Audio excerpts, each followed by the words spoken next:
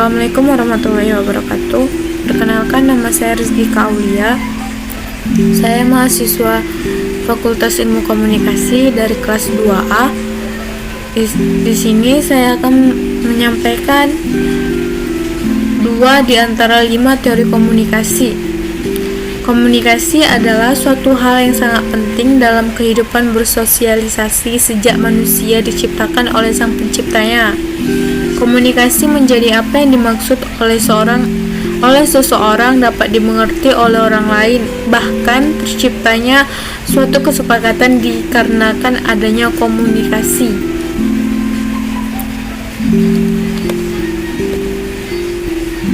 Lalu di sini saya akan membahaskan 2 teori komunikasi, yaitu teori perbandingan sosial. Teori ini dikemukakan oleh Leon Festinger. Teori ini dapat membedakan antara fisik dengan sosial yang ada. Jika pendapat, sikap, dan keyakinan dapat diukur secara fisik, maka segala sesuatu tidak perlu adanya komunikasi. Namun, jika pendapat, sikap, dan keyakinan dilandasi oleh suatu peristiwa yang mudah diukur dengan beberapa bukti, maka segalanya memerlukan komunikasi. Sehingga hal itu dapat menyimpulkan bahwa komunikasi kelompok ada karena terdapat kebutuhan beberapa individu dalam membandingkan pendapat, sikap, keyakinan, dan kemampuan. Saya ulangi, dan kemampuan suatu individu dengan individu lain untuk berkomunikasi. Terdapat 2 perbandingan dalam teori ini, yakni opinion atau pendapat dan ability atau kemampuan. Dan 3 hal inilah yang akan terjadi pada teori perbandingan sosial, yaitu diantaranya dorongan untuk menilai pendapat dan kemampuan. Setiap individu akan memiliki dorongan untuk menilai pendapat dan kemampuan sendiri dengan cara membandingkannya dengan pendapat dan kemampuan individu lain, sehingga ia dapat mengetahui bahwa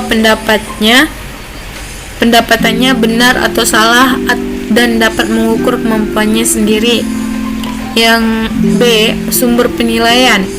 Pada umumnya manusia akan menggunakan penilaian atau ukuran objektif dalam mengukur kemampuan. Yang C, memilih individu lain untuk membandingkan. Dengan adanya perbandingan dengan individu lain, maka akan menimbulkan banyak pilihan. Pada umumnya manusia memilih individu lain yang sebaya seperti kerabat atau teman sebagai objek perbandingan. Yang kedua, teori percakapan kelompok. Teori ini berkaitan dengan produktivitas kelompok, juga upaya dalam mencapainya melalui masukan anggota, variabel perantara, dan keluaran anggota.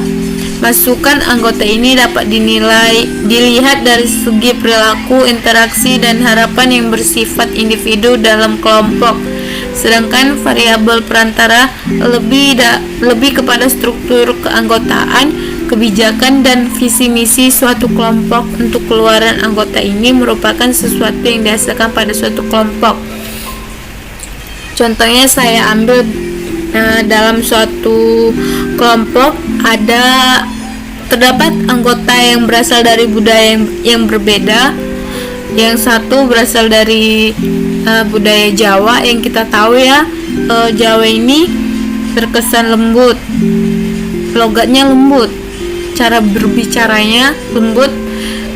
Dan satu lagi budaya Batak, yang kita ketahui Batak ini agak berlogat kasar, sehingga timbullah konflik dalam kelompok tersebut karena kesalahpahaman antara individu. Sekian presentasi dari saya. Jika wabillahi taufik wal hidayah. Assalamualaikum warahmatullahi wabarakatuh.